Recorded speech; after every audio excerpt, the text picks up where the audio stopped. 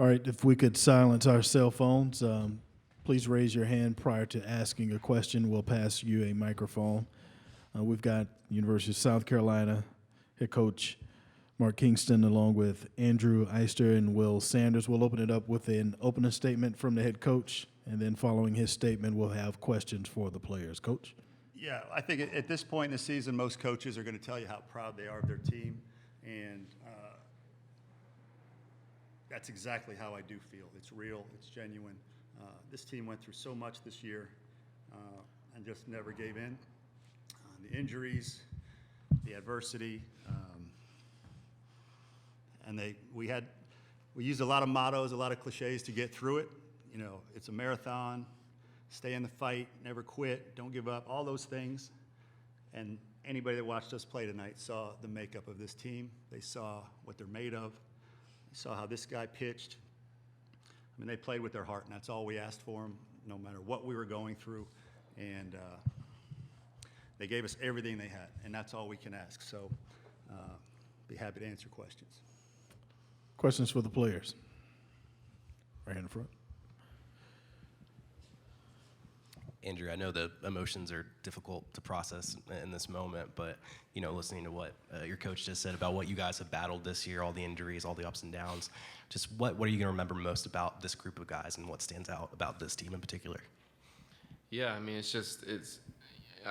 I kind of feel like we were just a bunch of average Joes, honestly.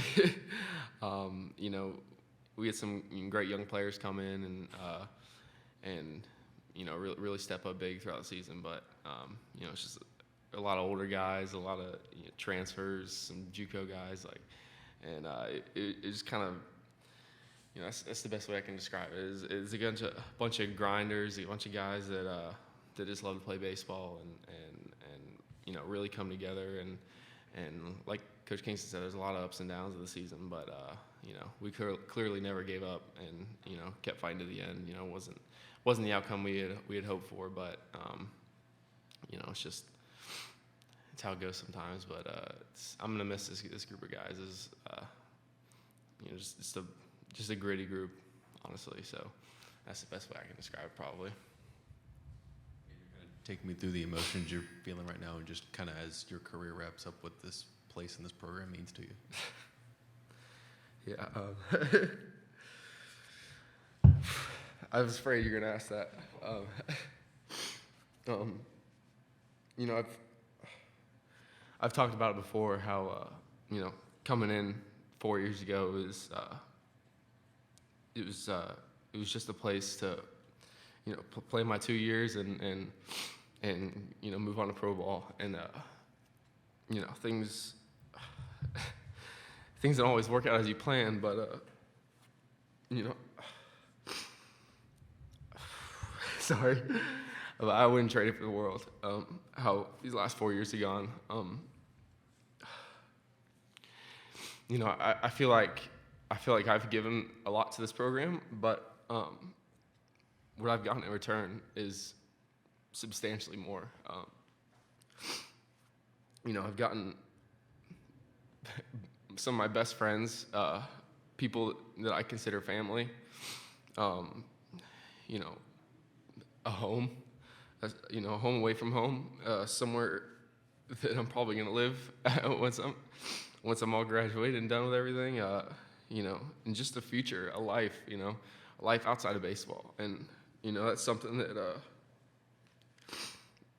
you know, I don't know if I deserve that, but you know, I'll forever be grateful for this place and for this program, for the community, for the university. It's done so much for me and my family, and I'll forever be indebted, for sure.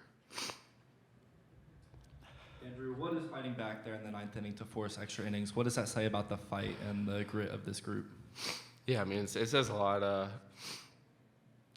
You know, not being able to score around the whole game, and then coming in the last inning, and just fighting, putting something together. It wasn't pretty. You know, it was a couple.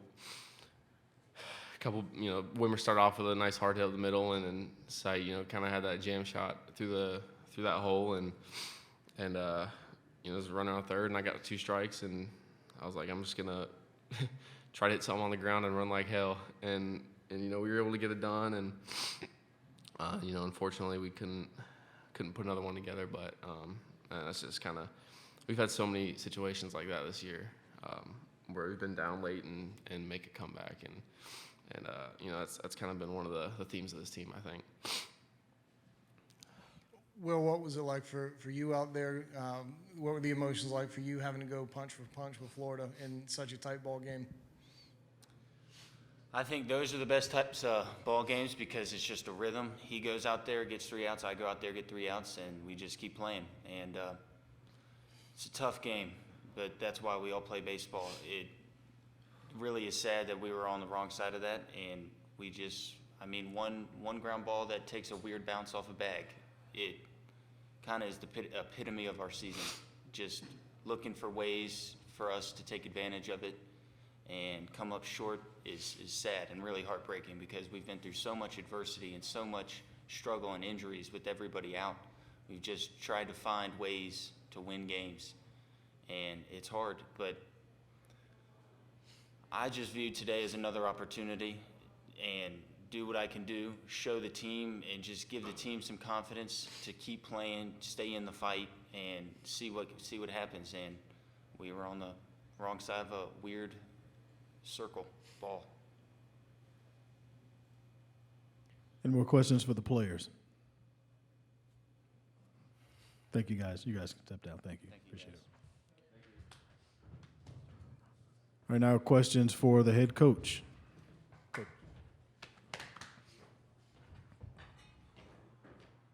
Starting the back. Yep. Mark, you were emotional at the opening comments, and you saw the emotions of your players. Can you tell us kind of what's going on inside the dugout and what it kind of means to you to see the emotions coming out of your players like that? We care. We care. At the end of the day, when you're invested, you care. And this group cares. Anybody that was near our dugout saw how energetic and lively that team was. We just kept saying it. Will just said it. Stay in the fight. We said that a lot. Stay in the fight. You don't ever give up. You don't ever give in. You're never knocked out until it's over. And you guys did it. These guys did that. And so the emotion is just disappointment in not having the success in the win-loss column that we know is expected, but also keeping the context of why that happened. And along the way, the guys did not give in to the frustration, to the adversity. Look, some years everything goes right and you stay healthy and all the prospects turn into production guys and everything goes right. And then some years it's just whatever can go wrong can go wrong. In both those situations, you've got to handle it properly. When everything's going well, you got to learn how to win with class. And when everything is going wrong, like it did for this year, I think you've got to teach guys, and you've got to try to make sure the group never gives in. And this was the latter. This year was the latter. And again, that was a hell of a ball game out there. It could have gone either way, and we fought till the very bitter end. And that's what I'm going to remember from this group.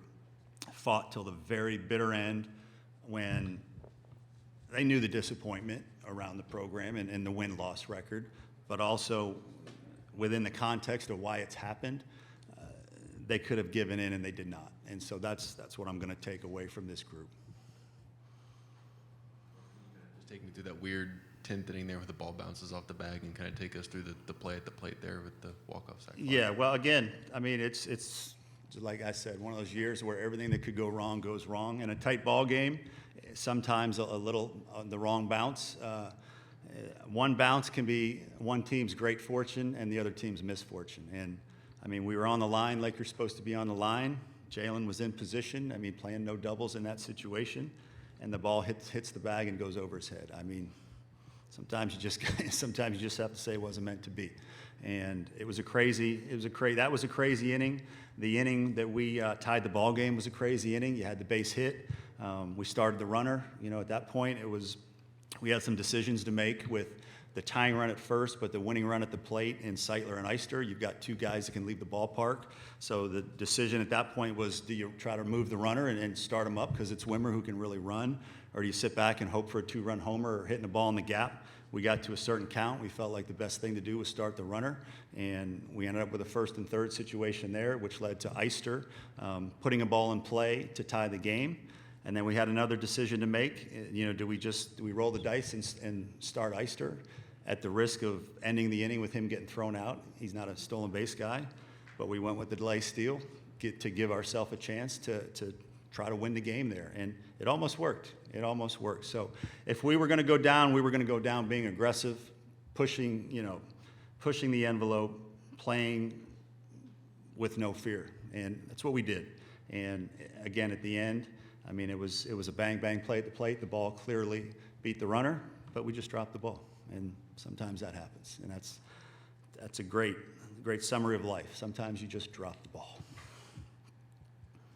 Coach, seeing a guy like Brandon Sproat 2 times in 1 week, how do you feel your team viewed that challenge, and how do you think they handled that challenge? I'm sorry, I didn't hear the beginning of that question. Seeing a pitcher like Brandon Sproat 2 times in 1 week, how do you view your team handled that challenge tonight? Well, that's an elite arm. That's a guy that'll pitch in the big leagues. It seemed like every time I looked over my left shoulder out to the scoreboard when they showed the TrackMan, it was 97, it was 98, it was 97, it was 98. So that's an elite arm. And I don't know that the hitters were seeing the ball great tonight on both sides. I think that played a factor in the fact that it was a 2-1 ball game. Both pitchers are outstanding, and both pitchers are going to pitch in the big leagues. But I also think it was just one of those nights where guys weren't really picking the ball up, and so the pitchers really took advantage of that. And look, hats off to Sproat. It's an elite arm. Not many people thought he would make it to college out of high school, but he did, and he's taken advantage of it, and I think he's going to have a really good career. Mark, you mentioned some of the disappointment around the win-loss record around the program. Obviously, Gamecock fans, very high expectations. Just, what would your message be to fans who, might come away from this maybe a little disappointed from this? Yeah, we're all disappointed. We're all disappointed. But again, in my opinion, the word context is what matters most. When you factor in you had 10 pitchers throughout the course of the season that pitched either very, very little or not at all, and what kind of impact they would have had on our one-loss record. I mean, Mississippi State, Chris Lemonis is a good friend of mine. They lost a couple pitchers, and you saw how devastating it was to their overall season. We lost 5 times that or 3 times that based on whether you consider they lost 2 or 3 guys, whatever. It handcuffed us. It just did. And so there are days I look up and say, man, how did we win that many? And there are days that you look up and you say, man, if we had this guy or that guy, just 2 or 3 of the 10, it's a completely different season. So my message is we're disappointed as well. But on the inside, we know exactly what this team probably could have done had we just not been so unfortunate with the volume of injuries. We'll get 2 more in, Coach.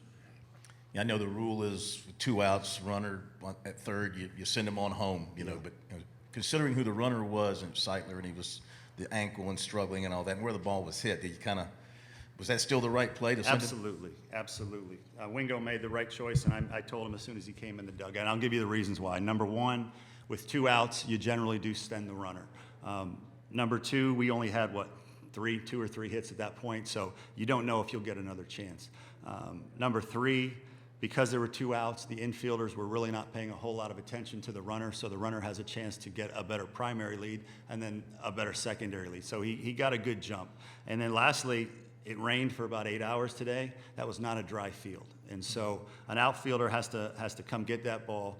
It's a hard play generally. You've got to field it, you've got to make a good throw, and the catcher has to make a catch and a tag. You combine a wet throw with that. To me, it was a no-brainer. Wingo did the right thing. Obviously, pitching injuries were a big piece of this team, but the offense finished at or near the bottom of most offensive categories. Just what do you attribute that to? What's the frustration level, and maybe what's the next step? Yeah, well, to me, it's very obvious. I'll ask you a question. Do you know how many hitters were on the all-freshman team this year? You don't. No, I'll give you the answer. 3.